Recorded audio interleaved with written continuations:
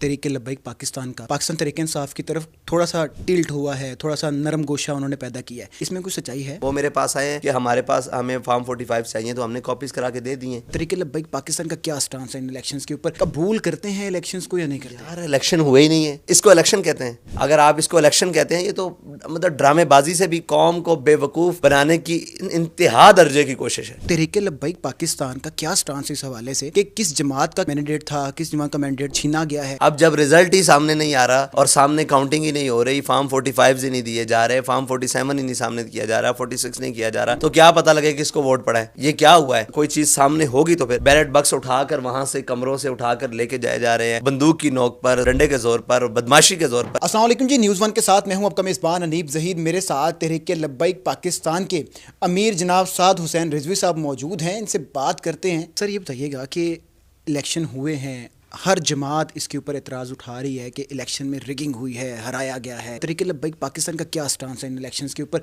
कबूल करते हैं इलेक्शंस को या नहीं करते? यार इलेक्शन हुए ही नहीं है, इसको इलेक्शन कहते हैं? इलेक्शन का मतलब होता है कि एक वोटर वोट डालने आए, ठीक है जी, पाकिस्तानी कौम निकले, अपना हक राय दे इस्तेमाल करे और शाम को उसका रिजल्ट मिले। कहाँ है रिजल्ट? कहाँ है DROs? कहाँ है सिस्टम? कहाँ है सारा दिन वो इलेक्शन का अमला और सारा दिन क्या है? ये तो इलेक्शन हुआ ही नहीं है। अगर आप इसको इलेक्शन कहते हैं, ये तो मतलब ड्रामेबाजी से भी कौम को बेवकूफ़ बनाने की इंतहा दर्जे की कोशिश है। अच्छा, जो पाकिस्तान तहरीक इंसाफ के जो लोग हैं वो ये कहते नज़र आते हैं कि जब रिज़ल्ट कंपाइल किया जा रहा था फॉर्म 47 तो हमें DRO के दफ्तर से निकाल दिया गया, ROs के दफ्तर से निकाल दिया गया।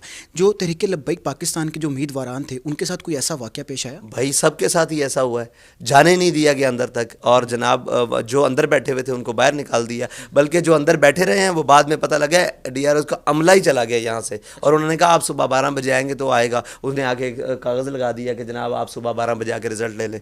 तो ये कौन सा तरीका है? ये कौन सा? जमात इस्लामी भी तहरीक इंसाफ के जो हक़ में आवाज़ उठा रही है, वो कह रही है कि जनाब अली तहरीक इंसाफ को ज़्यादा वोट पड़ा है, उनको सीटें मिलनी चाहिए।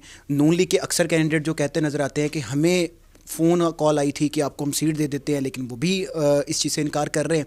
तो तहरीक लब्बैक पाकिस्तान का क्या स्टांस इस हवाले से कि किस जमात का मैंडेट था, किस जमात का मैंडेट छीना गया है, क्या कहते हैं? देखें, मैंडेट तो हमारा था, ठीक है, हमारा अपना मैंडेट छीना गया है। अब जब रिजल्ट ही सामने नहीं आ रहा और सामने काउंटिंग ही नहीं हो रही, फॉर्म 45 ही नहीं दिए जा रहे, फॉर्म 47 ही नहीं सामने किया जा रहा, 46 नहीं किया जा रहा, तो क्या पता लगे किसको वोट पड़ा है? ये क्या हुआ है?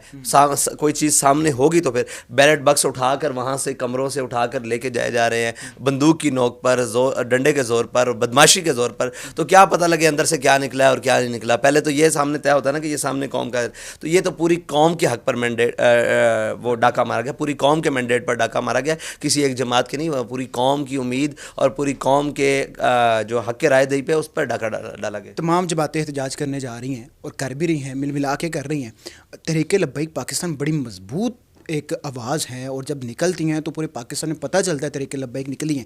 तो इस मौके के ऊपर कोई एहतजाज करने जा रहे हैं? ये लीगल जो फॉर्म्स हैं, हमने लीगल फॉर्म्स का भी जो अपना हक था वो भी इस्तेमाल किया है, और जो एहतजाज के रास्ता है वो भी हमने इस्तेमाल किया। हमने पूरे पाकिस्तान में एहतजाज किया है, और इंशाल्लाह आगे भी जहाँ हमने समझेंगे और एहतजाज की ज़रूरत है वहाँ हम एहतजाज करेंगे। बाकी रही दूसरी बात, यार देखो, अंधों और बहरों के देश में क्या एहतजाज करें?